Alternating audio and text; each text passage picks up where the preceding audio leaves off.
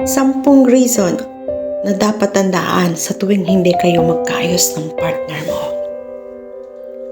Hello everyone! Narito mo lang sa Sidjo Vlogger sa kanyang mga panibagong mga spooking, hugot at tuglab. Ngayon guys, sa mga dapat tandaan kapag kayo ay magkaaway ng partner mo o hindi kayo nagkakaintindihan at hindi kayo magkaayos. At remember, always, kapag magkaaway kayo ng partner mo, ito lang po ang dapat nyong gawin. Ito na guys, simulan na natin. Ang una po natin gagawin ay, kapag magkaaway kayo, huwag mo muna siyang sabayan ang init ng ulo niya. Minsan, kailangan mo rin magpakumbaba. Kahit hindi ikaw ang may mali. Kahit sa huli, mas mahalaga pa rin kayo kaysa sa issue. Number 2, kung sobra ang init ng sitwasyon, mag-break muna kayo sa usapan na hindi para tuluyan tumalikod para sa isa't isa. Pero para maging cool or cool down at makaiwas sa mga salitang masasakit at baka pagsisihan ninyo sa huli. Number 3, matutong makinig. Hindi lang para makahanap ka ng panangga or panlaban mo sa kanya. Pero para talagang maunawaan kung saan siya nanggagaling ang galit niya sa iyo. Minsan kasi gusto lang talaga niyang marinig mo siya or maramdaman mo siya. Number 4, huwag mong hayaan matulog kayong galit sa isa't isa na kahit anong away ninyo, huwag kayong magtalikuran. Kahit simpleng good night o kunting yakap bago matulog, ito ay isang malaking bagay na yun para ipaalala na kahit nag-aaway kayo, mahal ninyo ang isa't isa. Number 5, ipagdasal mo siya, yes, pati sa pag-away or kahit magkaaway kayo. Kasi minsan ang mga problema hindi lang maaayos ang usapan, naaayos ng tahimik sa panalangin. Baka kasi hindi lang ikaw ang kailangan magbago or kailangan makaintindi sa bawat isa't isa. Baka kayong dalawa. Pang-6, huwag mong gawing normal ang disrespect. Pwede kayong magkaiba ng pananaw or opinion. Pwede kayong magtalo, pero huwag mong hayaan mawalan kayo ng respeto sa isa't isa. Number 7, minsan, pag nasa point na kayo ng sobrang init, matuto kang magpakumbaba at gawin mong biro kahit paunti-unti para maging cool ang iyong partner. Hindi para baliwalain ang issue, pero para ibaba yung tensyon or yung init ng bagayan ninyong dalawa. Isang simpleng tawa or isang simpleng ngiti lang, minsan sapat na para ma-remind mo sa iyong partner, sa iyong mahal, na maaayos ninyo. Number 8, ipaalala mo siya kung bakit kayo nagsimula at kung paano kayo nagsimula, kung gaano mo siya kamahal noong umpisa at hanggang sa huli, at kung gaano mo rin siya kamahal kahit may tampuhan kayo or nag-aaway kayo madalas. Number 9, kung mali ka or mali siya, matuto ka pa rin humingi ng sorry nang wala nang kasunod pa na cha-cha-cha-cha or blah blah blah.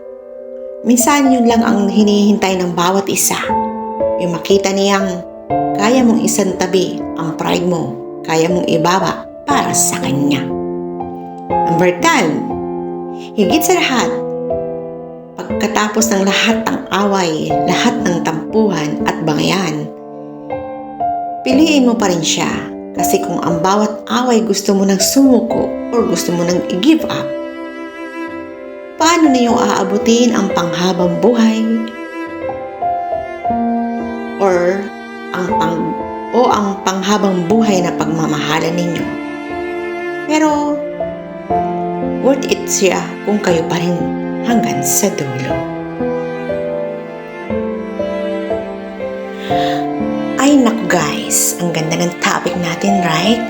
It's about sa partner, sa jowa, sa asawa, sa mga matataas ang pride at hindi marunong sumuko.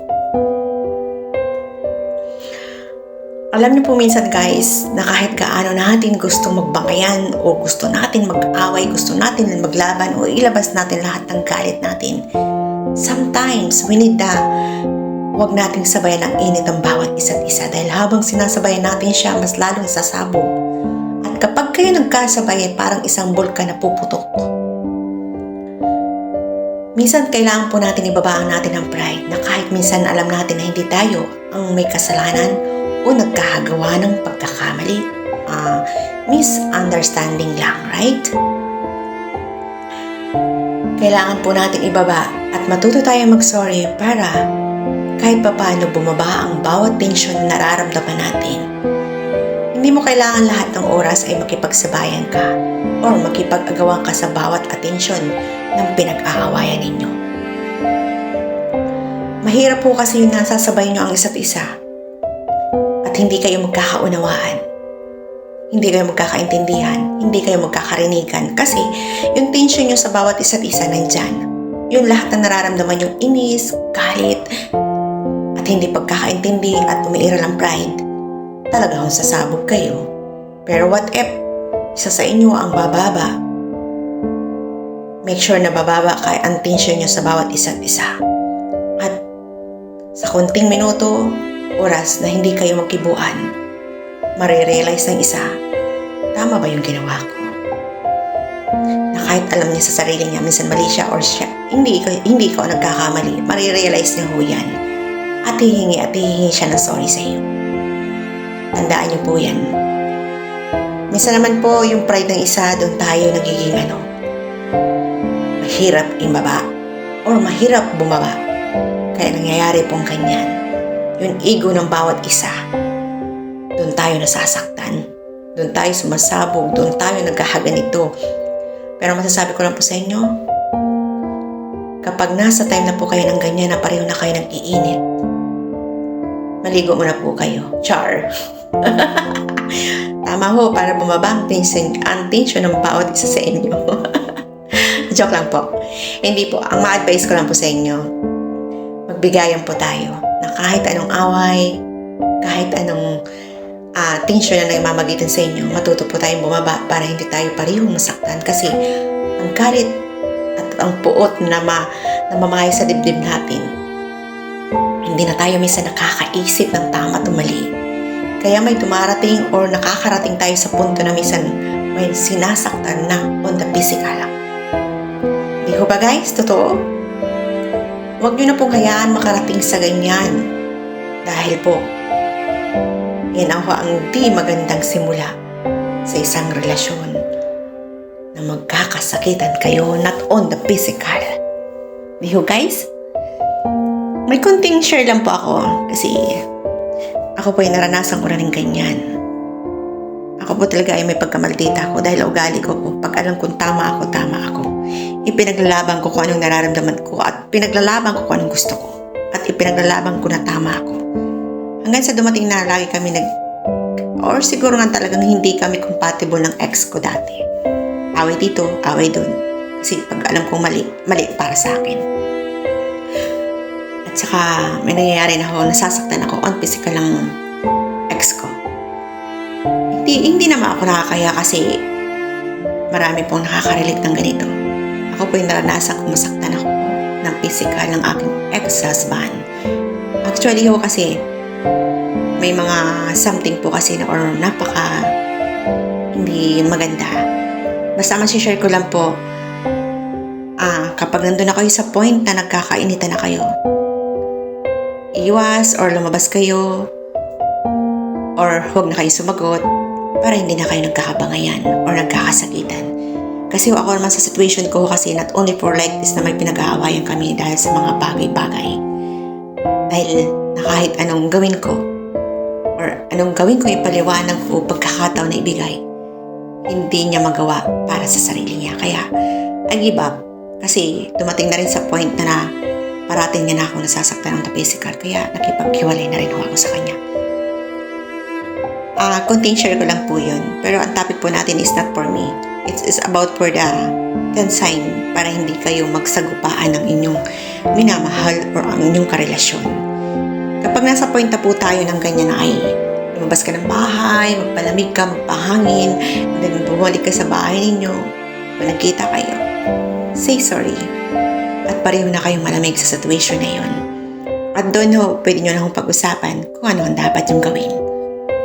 At kung ano ang gagawin at ano ba talagang may mali at sino ang may mali. At kaya nyo nang i-explain ang sarili nyo na hindi na kayo nagbabangayan. Hindi na kayo nagsisigawan. Dahil ho, ang bawat away may katapusan. At ang bawat away may hangganan. Kung ang bawat isa ay kaya magbigayan at kaya magbigay upang hindi na magsabog ang bulkan sa pagitan ninyong dalawa.